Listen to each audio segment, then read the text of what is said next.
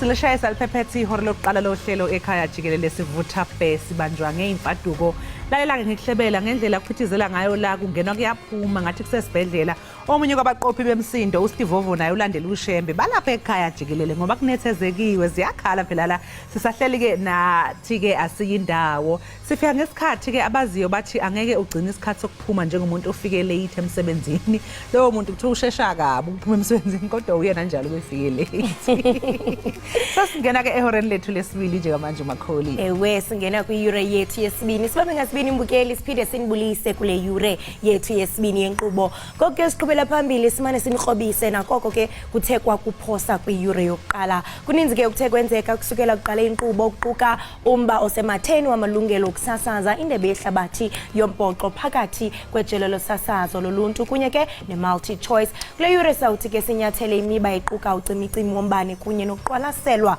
kokutsha kwemithetho yezofuduko qiniseka mbukeli into yokubana awugqusha laze awufuna ukubaliselwa into yokubana yeyi ndive kusithiwa funeka uzibonele ngosi masitshaye isaqhuma ake sibheke ihamba phambili ke kuleli hora.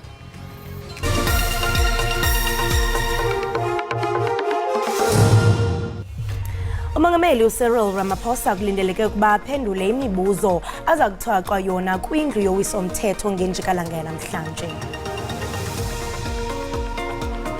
Umqeqeshi wabafana uHugo Broos usephoqeke ukuba enze izinguquko ezisikhombisa eqenjini lakhe elizobhekana neNamibia kanye neDRC emidlalweni ke yobungani kuleli sonto.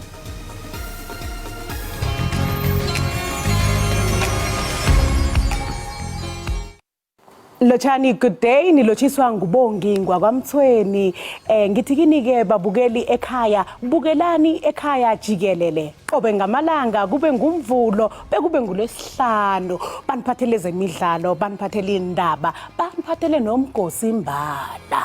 Ungaphundwa, bukela.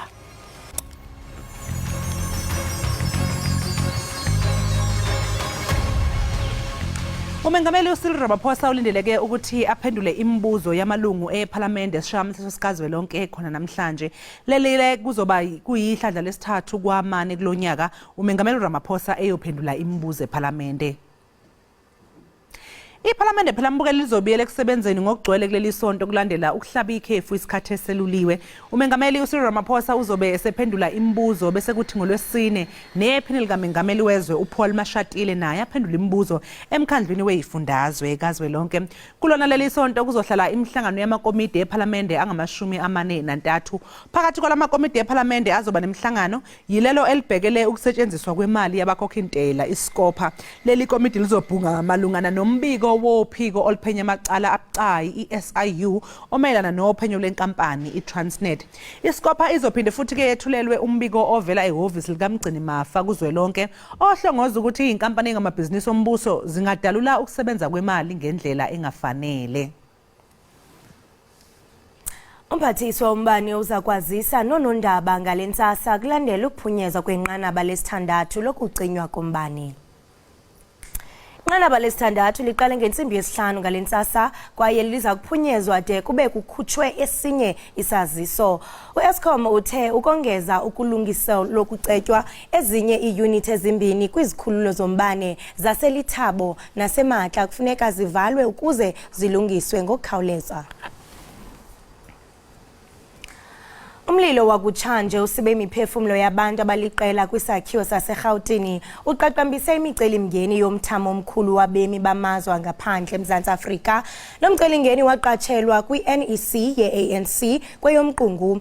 Lo mbutho uthi lo mba uyinxalenye yezigqibo ezithathwe ikomishini yoxolo nozinzo ye-ANC kwinkomfa yonyulo ye-ANC yama-55. I-ANC ithe ayikuxhasi ukubukulwa kwabantu basemzini abahlala kweli lizwe. Nangona kunjalo eliqela lithe umthetho kufuneka ucace malunga nendlela amaziko ogcino-mthetho ajongana nayo ngabantu abafuna indawo yokhuselo, abafuduki kunye neembacu. Kwinkomfa yama-55 yalo mbutho eNazarek owayesakuba ngusekela mphathiswa wezokhuseleko lombuso kwanelungu le-NEC ye-ANC uZizi kodwa uthe imiba yobumi belilizwe, imbacu nokufudukela kwelinye ilizwe kufuneka iqwalaselwe ngokutsha. Umphathisi wemicimbi yezekhaya uAaron Motsoaledi uthe i-ANC inexwebhu lomgaqo-nkqubo othi mayiqwalaselwe imithetho yobumi belizwe, imbacu kunye nokufudukela kwelinye ilizwe. Ngaphambi kokuba uphume mbukeli, qiniseka kaloku into yokubana uxhobisekile, uyakwazi okuqhubekayo ngesimo sezulu. Rhabula kodwa ungafinci.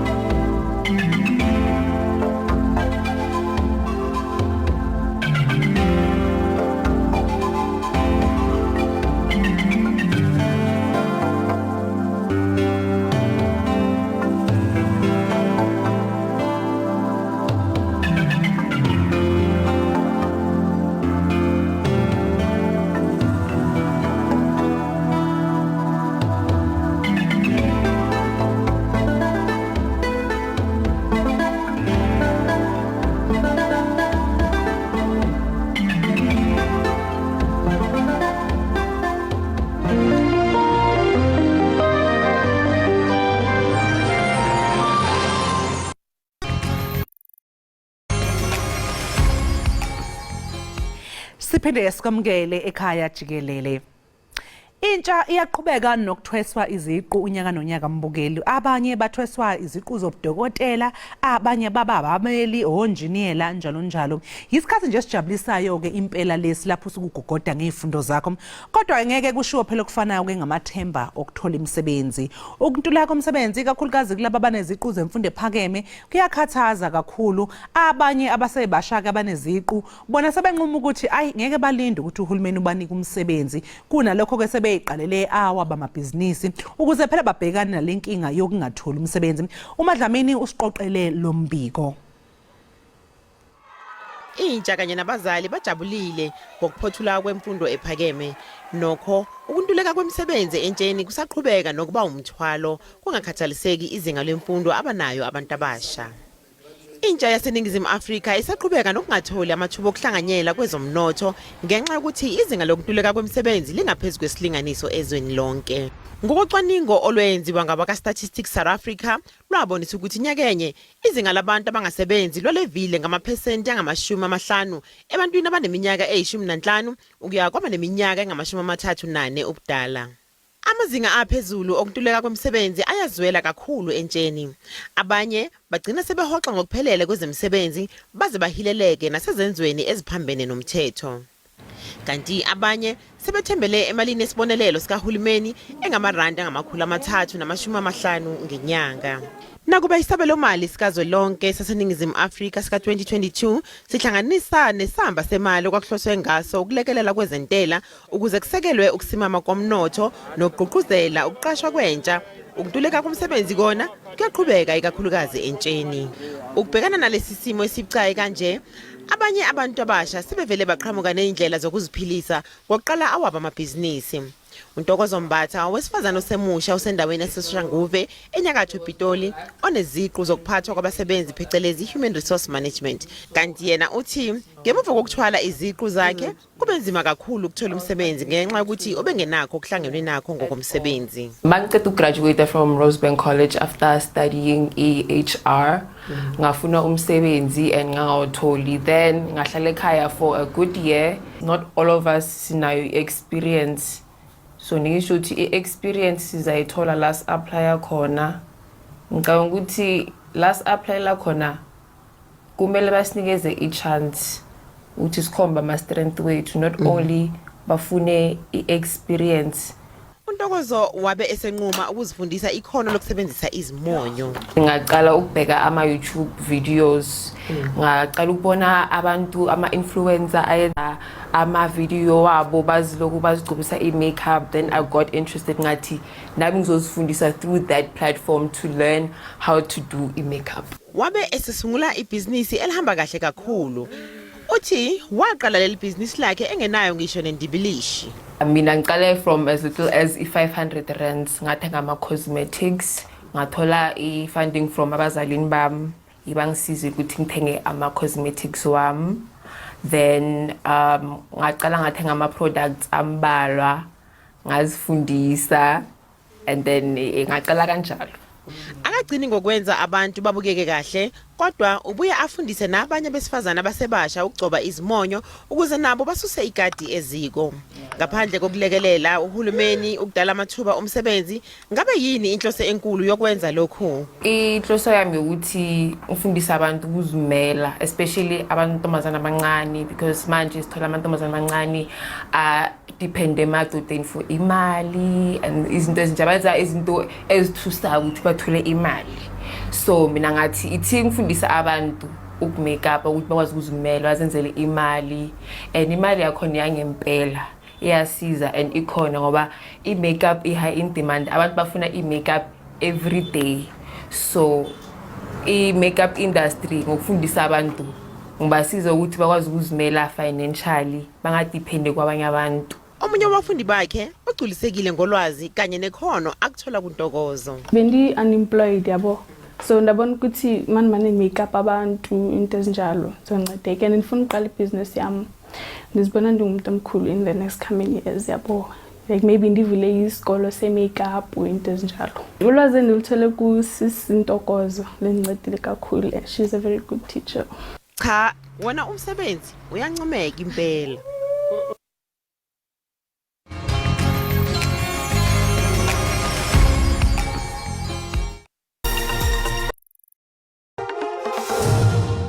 Enkosi ngokuhlala nathi nisibukele apha ekhaya jikelele kanje ngokumbukeli singena kwisiqendu sezemidlalo. Xolo nothe semidlalo umbukeli. Ibhodi ye-SABC iza kuhlangana namhlanje ukuxoxa ngomcimbi wamalungelo sasazo lwendebe yehlabathi yombhoxo phakathi komsasazi woluntu kunye namalungelo i-multi choice. Okuzawuthi gango kulamaqela amabini asilele ukuvumelana ngemigaqo. Multi choice ke ngeyona inamalungelo kuyo yonke imidlalo yetumente eMzantsi Afrika. Kuxelwe ukuba ifuna malunga nezigidi ezingama-37 randi ukuze kube kanti inika imvume kuyo yonke imidlalo ye-Springboks kwi-SABC. Amabhokobhoko angadlala imidlalo esixhenxe ukuba afikelele kumdlalo wamagqibela kankqoyi, nto leyo ethetha ukuba umdlalo ngamnye ungatyabula i-SABC imali engaphaya kwezigidi ezintlanu zerandi. Umphathisi wezemidlalo uZizikodwa ubongeze i-SABC ukuba ifumane isisombululo kulo mba ukuze elijelo losasazo likawonke-wonke likwazi ukuzalekisa isigunyaziso salo sokudlala imidlalo esemdleni woluntu. iSuperSport inababhalisi ke abamalunga nesigidi esinye nesithandathu kuphela se-DStv Premium Package ezakubonisa umbhoxo, ngelixa ke i-SABC izokwazi ukufikelela kwishumi lezigidi zababukeli. Umqeqeshi wabafana uphoqeke ukuthi enze inguquko eqenjini elizobhekana neNamibia kanye neDRC emidlalweni yobungani kuleli sonto. uPulemudi weKaizer Chiefs uyena kuphela umdlalo obiziwe ngenxa yokulimala kaThembazwane. Umqeqeshi wabafana wenza izinguquko eqenjini laguqisa iMorocco emidlalweni wokuhlungela iAfcon ngoNhlangulana. Kodwa kuletha ithemba elikhulu ukuthi abadlali abazinze emazweni angaphandle uLyle Foster kanye noPercy Tau sebefikile. But that means that you have to change the team on 7 places if you compare that with the selection of Morocco 3 months ago. And I hoped to have, maybe with a few changes, to have the same selection that played against Morocco. uBruce uthokozile ngabagadlana beqenjini. If you compare that with 2 years ago, I have many good strikers for the moment. You name Lepasa, you name Foster, Mailula, but okay, it's a little bit difficult for him now because, it will be difficult for him because I looked at the squad of Toronto. Insigne is there, Kerr is a international player, and then another one, I don't remember his name, an Italian too, who is Italian international. So it will be very tough for him there. But okay, we will see what happens with him, and I hope that he can play as soon as possible. Umdlali wasemuva nophinda abiphini likakapteni uSiyanda Xulu uthi uyakujabulela ukuphinda adlalela iqembu lesizwe. If you had to ask me a month ago what was my plan, according to my career, I would have just told you otherwise about coming back home. But I think they just came at the right time, and the project that they had for me, it was something that made sense for me at this age and time. So that is why I decided to come back home. Leli qembu lizothulana phezulu neNamibia ngolesithathu emva kwalokho libhekene neDRC ngomgqibelo enkundleni yaseOrlando Soweto. Bukeli ke masithi qhwi evenkileni siyobhatala amatyala kodwa qiniseka into yokubana awuyindawo kuba xa sibuya lukhona udliwano ndlebe sisaba nalo neSuperSport neSABC njengoko kaloku zisilela ukufikelela kwisivumelwano. Qhwi evenkileni siyabuya.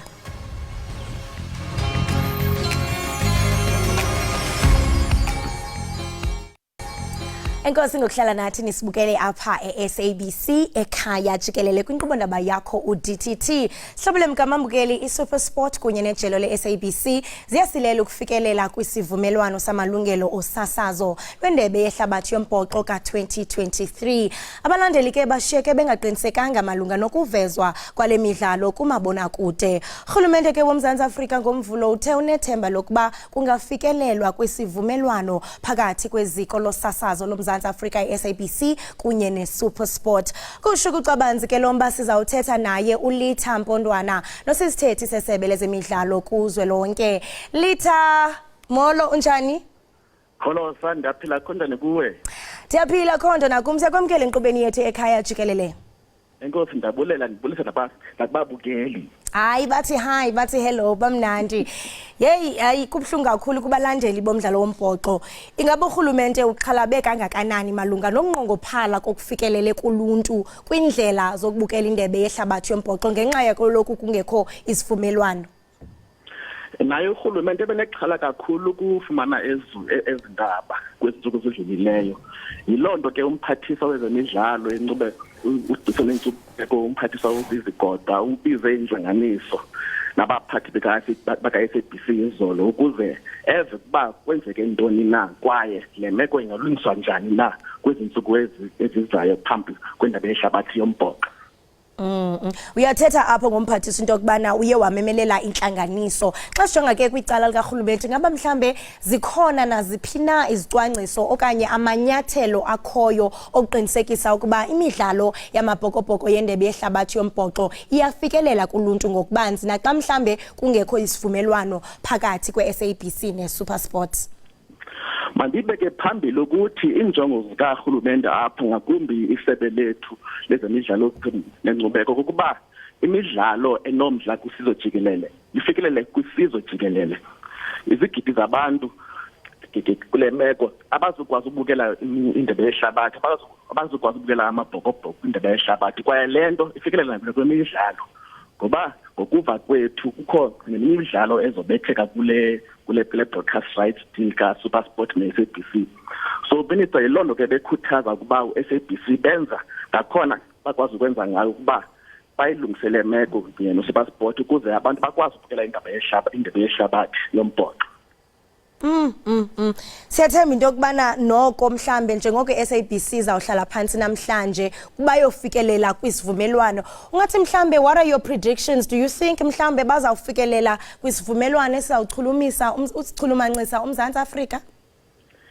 Sibambe ithemba lokuba bazokwazi ufika kwisivumelelwano kuba njengokuba besivile kwezizidluleyo bekuvakala engathi kuba iphelile negotiations kwaye ayikho indlela eyo kuyaphambili ngayo kodwa ke kwedlanga izolo kuvakele ukuba noko lisekhona ithemba kwaye siyathemba kuba namhlanje bazoxoxa bade bafike kwisivumelelwano kuba ukuba SABC akwazi uveza indebe yehlabathi yombhoxo iyahleka kusizwe sonke ezokuba abantu abaninzi kweli lizwe abazokwazi ulandela amabhokobhoko ku-World Cup.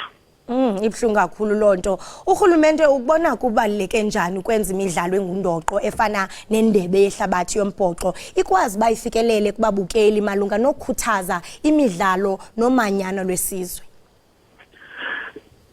Umbhoxo njengokuba siyazi kwaye amabhokobhoko badlala indima enkulu ukwakha udlelwano kwilizwe lethu nomanyano.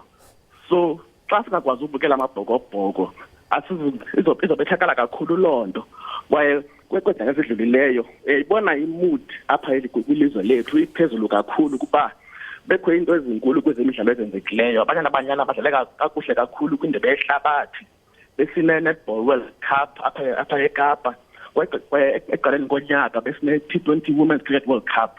So yonke lonto ivuse imood apha kwilizwe lethu kwaye amabhokobhoko njengoba siyazi ngendlela abadlala ngayo soloko besenza lonto nabo so kuba abantu abaninzi bakwazi babukela kwindebe yehlabathi izobethakala kakhulu lonto kwaye izobethakala kakhulu kwiinjongo zethu zokwakha umanyano kweli lizwe lethu ngemidlalo.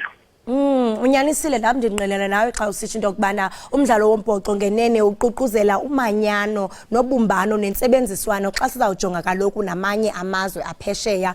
Ngoku sentsho ibhlungu kakhulu kubantu abalandela umdlalo wombhoxo ba mhlawumbe bazawuphosakala izababetha kakhulu lonto. Ungathi mhlawumbe ngophi ubuyalezo okanye iziqinisekiso onazo kubalandeli bombhoxo balapha eMzantsi Afrika abangaqinisekanga malunga nemidlalo yamabhokobhoko yendebe yehlabathi yombhoxo? Mandilibeke nje kuba umyalezo kamphathiswa izigodwa ku-SABC izolo bekukuba kufuneka u-SABC no-SuperSport bafikelele kwisivumelano ukuba abantu abaninzi welizwe bakwazi ukubukela indebe yehlabathi yombhoxo ku-SABC kwaye nathi ke sesakhuthazeka ukuba ithemba likhona ukuba ingenzeka lento kuba ezi ngxoxo phakathi kwe-SABC no-SuperSport zaqhubeka. So likhona ithemba lokuba ekugqibeleni abantu abaninzi belizwe bazokwazi ukubukela indebe yehlabathi. So masibambe elo themba ukuba ezi ngxoxo namhlanje zizoqhubekeka kwaye kufikelele kwisigqibo esizokwenza ukuba abantu abaninzi bakwazi ukubukela indebe yehlabathi.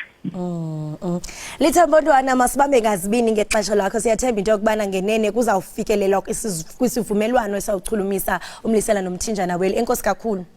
Ndiyabulela kakhulu. Right, mbukeli we-Ekhaya Jikelele lo ke besincokola naye nguye uLithambo Ntwana nosisithethi sesebe lezemidlalo. Uyawuqonda ukhumbule kaloku mbukeli into yokubana akuntsuku zatywala ngaphambi kokuba sibone iSpringboks zidlala nayo kaloku iScotland pha eFrance. Qiniseka mbukeli into yokubana ne-alarm yakho isetile kuba ukwazi ukuphoswa kuba kaloku mbukeli uyabalisa into yokubana ubaleka kakhulu umdlalo wombhoxo ingakumbi ekuqaqambiseni intsebenziswano. Siyathemba ke mbukeli into yokubana ijelo lesasazo namhlanje njengoko bazawubamba indibano bazawufikelela kwisivumelwano esawuchulumisa umlisela nomthinjana weli loMzantsi Afrika. Ngoko masithi qhwi evenkileni qiniseka ugqusha lazi bukele iEkhaya Jikelele.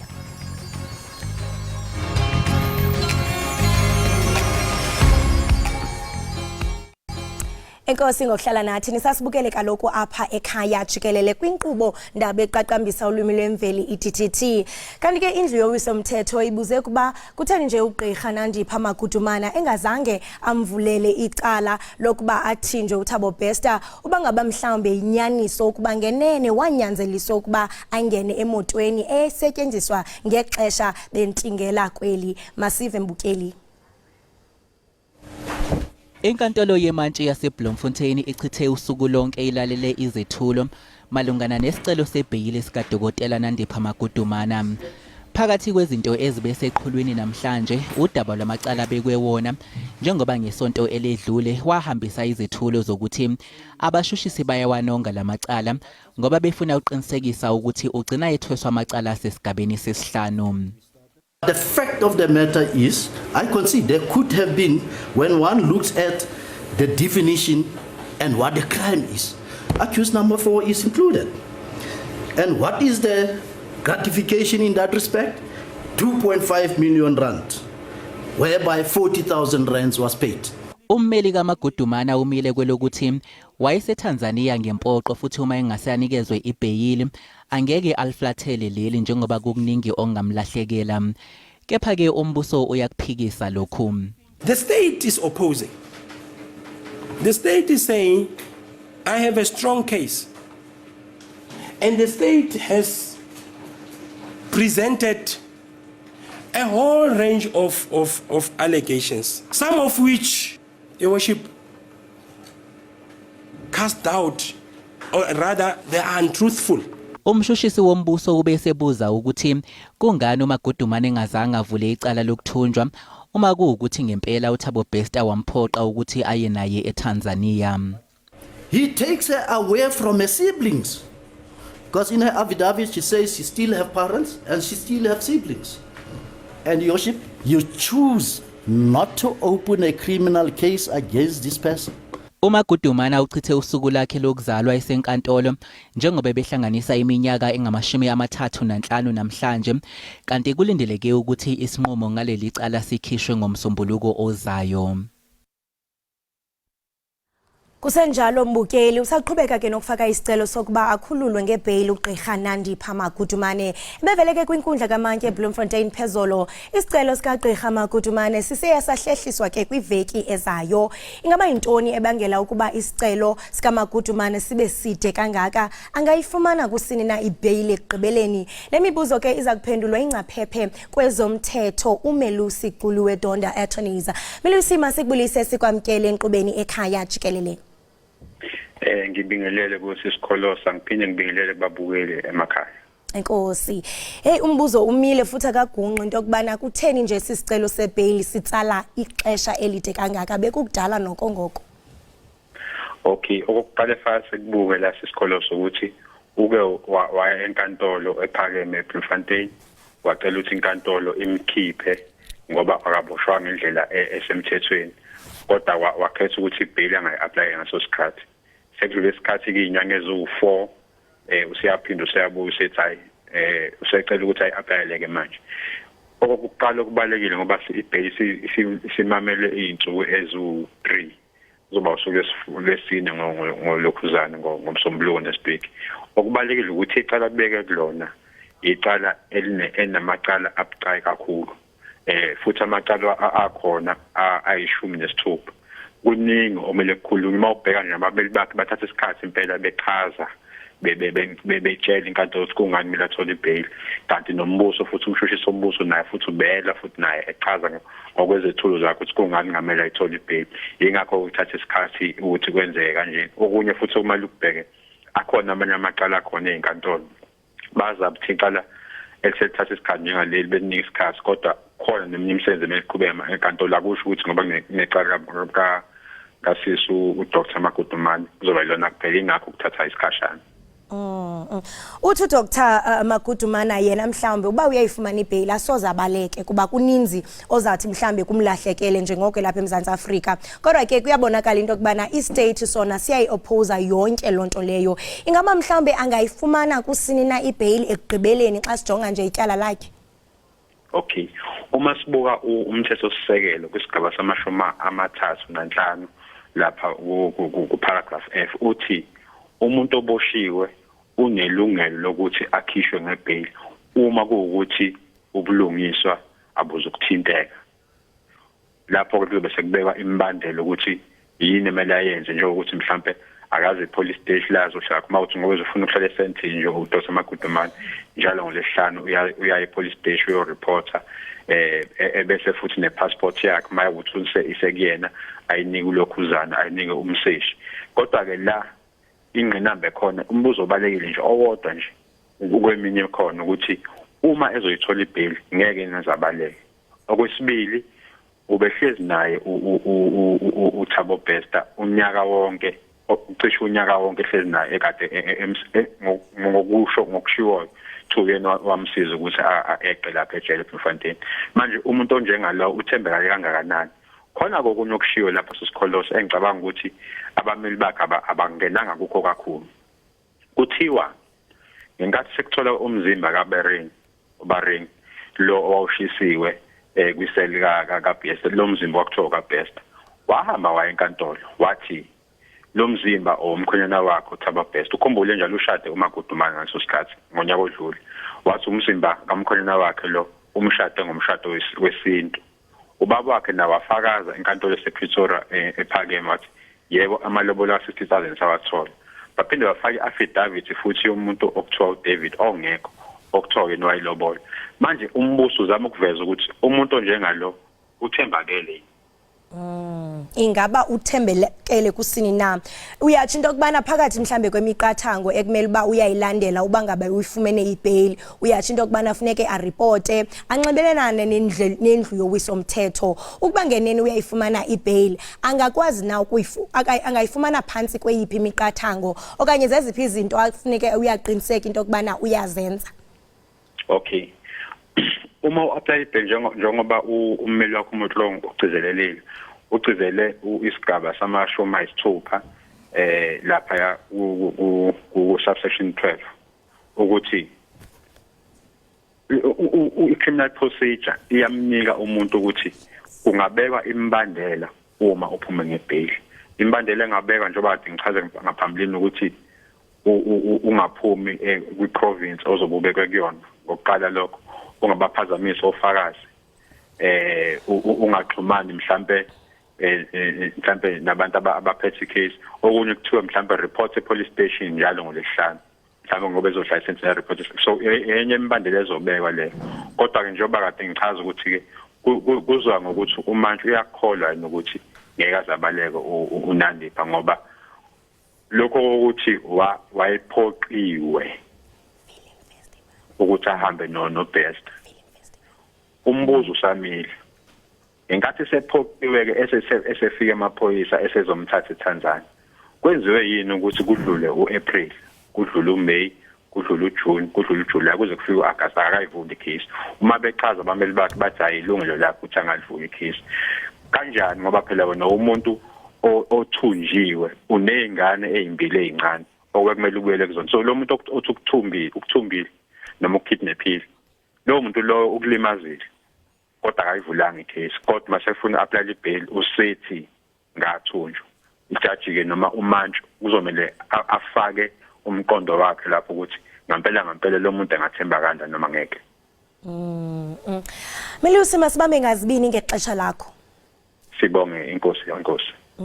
Right, imbukeli wami lo besetha naye ngumhlangano utye wezopolitiko uMelusi Qulu weDonda Attorneys esixela banzi imbukeli njengoko kuqhubeka kaloku nokufaka isicelo sokuba akhululwe ngebail uGqirha Nandipha Magudumane. Kanti ke mbukeli kule nyanga yomsintsi kubiyozela inyanga yamafa namagugu, kanti ke ingathi ziyakhala ziku-loudspeaker phaa kwanongoma kusingathwe kaloku umnyhadala wemiboniso akwazi uphosa mbukeli masisiqhwi evenkileni ubukele Ekhaya Jikelele.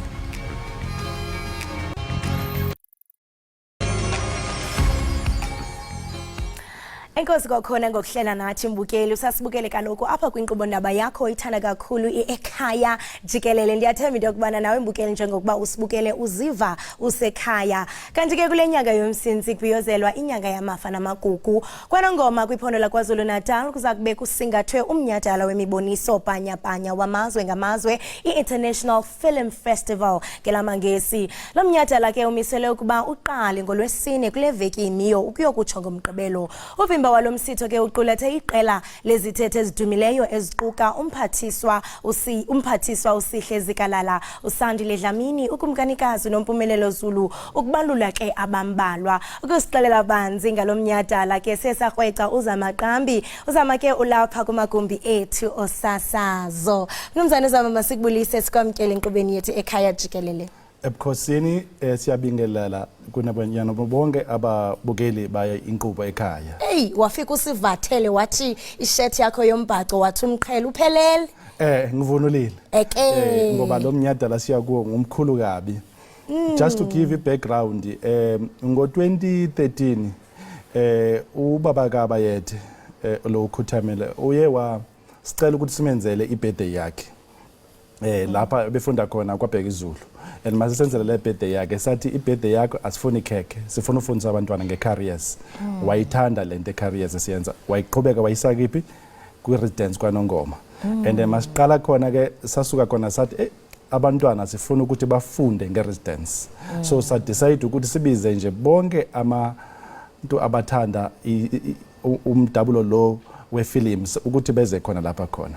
So this year siyajabula ukuthi sobe sina everyone you can think of. Ispeakers zethu sobe sinazo zi-27. Wow. 3 are from Hollywood, and then umphathiswa no Ndlunkulu naye uzobe khona nazo zonke izithethe ezidila ngefilm kwaZulu Natal zizobe zikhona ubaba uSongololo nabanye nabo bazobe bekhona nabasuka phesheya kwamalandla bensazawungena kulonto into okubana noko i-lineup yenu ishushu kuyobe kusindwe ngobethole ingaba mhlamba abantu abazawuthi basindleke lo msitho intona banokulindela bathi jonga umuntu xa igoduka uyifumbethe esandleni kulonyaka sizobe sinayo ne-graduation ceremony before siphume siye kumhlanga wentombi ku-residence sizoba sibafundisa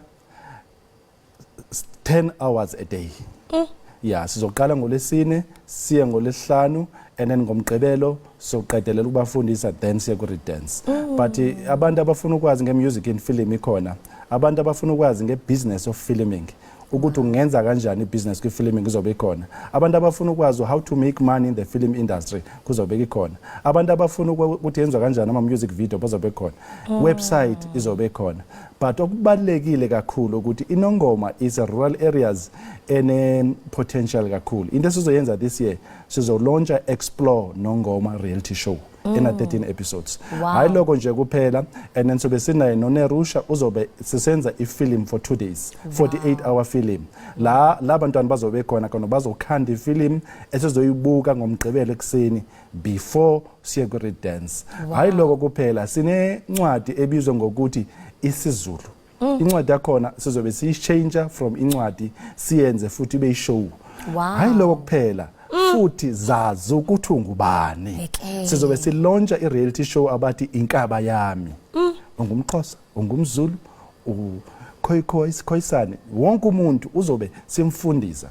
KumaXhosa sinabo omzondi, kumaZulu sinozondi. Kusho ukuthini lokho? KumaXhosa sinobo Rhadebe, kumaZulu sinabo Rhadebe ubhungane. Kusho ukuthini lokho? I-relationship esinayo as an African continent. Sobe si-expose ngabo banzi ngalokho. But at the same time sifuna abantwana bathole i-certificate esinama-uni standards as-accredited. Wow.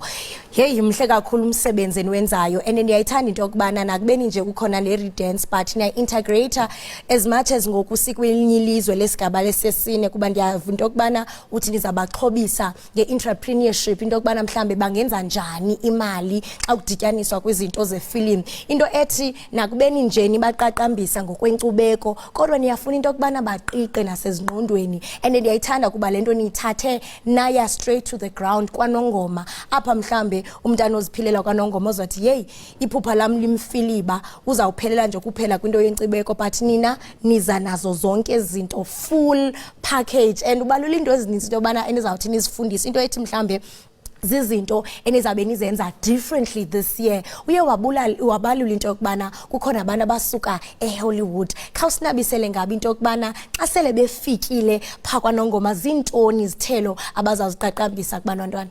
Siye sakhuluma ne-founders ze-Hollywood. Abaningi abo Taylor, abo Palmer nabo bonke. Sathi kune movie eziye zadlala overseas but azange zedlale la kwelethu lamdabo. Sabacela ukuthi lezi movie baze naso but at the same time sicela ukuthi balonje imovie abazoyenza lapha khona.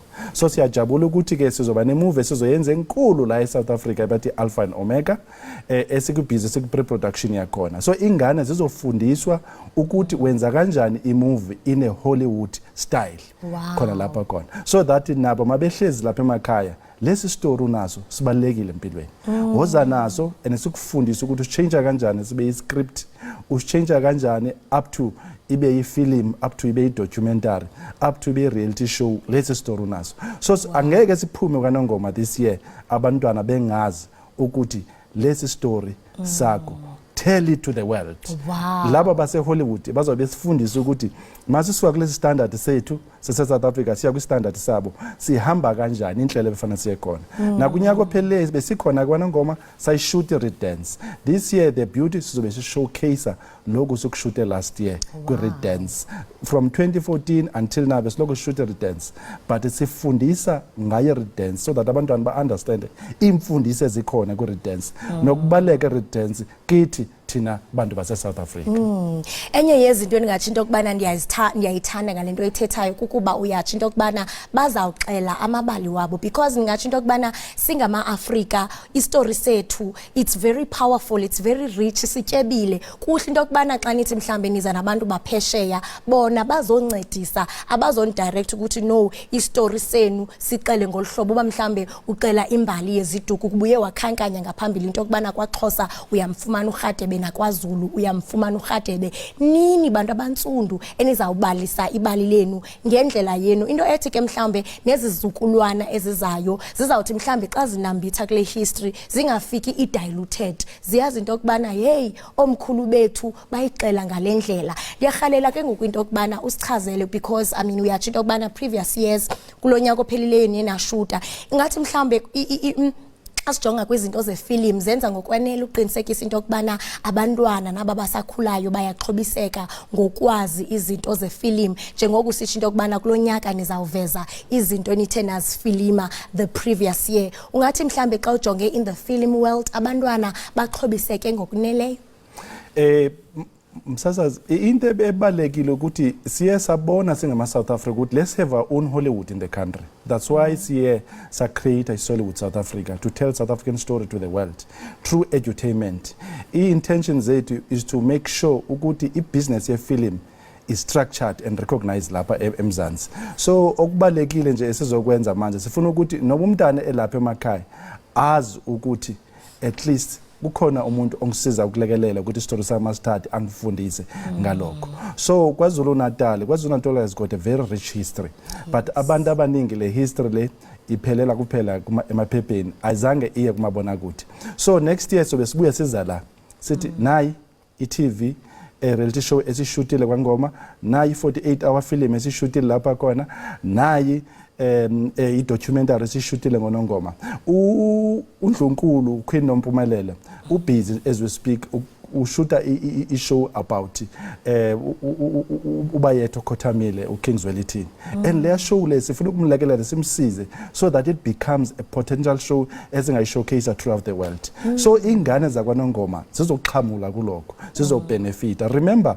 last year there were more than 10,000 yengane bezikhona ku-redance this year I know it's going to be more but if asibe empowerish at that age ngubani ozokwenza lokho so Hollywood South Africa moves throughout the world and the crisscross empowerish ingane this is our 7th film festival esinayo le esiqhubayo and siyenza kuma deep rural areas all of them siyangena besibuya manje a National Arts Festival le eNzansi rural areas deep rural areas siyaqhubeka saya le kubo Venda all the Northern Cape deep rural areas because intention zethu is ukuthi abantwana bangahambi lapha bezegoli bashiya stories zabo ngaphambi kokuba nje ukuqhawukela ngenxa yexesha abantu mhlawumbe abafuna uba inxalenye nale film banifumana phi zithini ingcombolo www.nongomafestival.co.za or ungaxhumana ku hotline yethu 082 977 1370 woza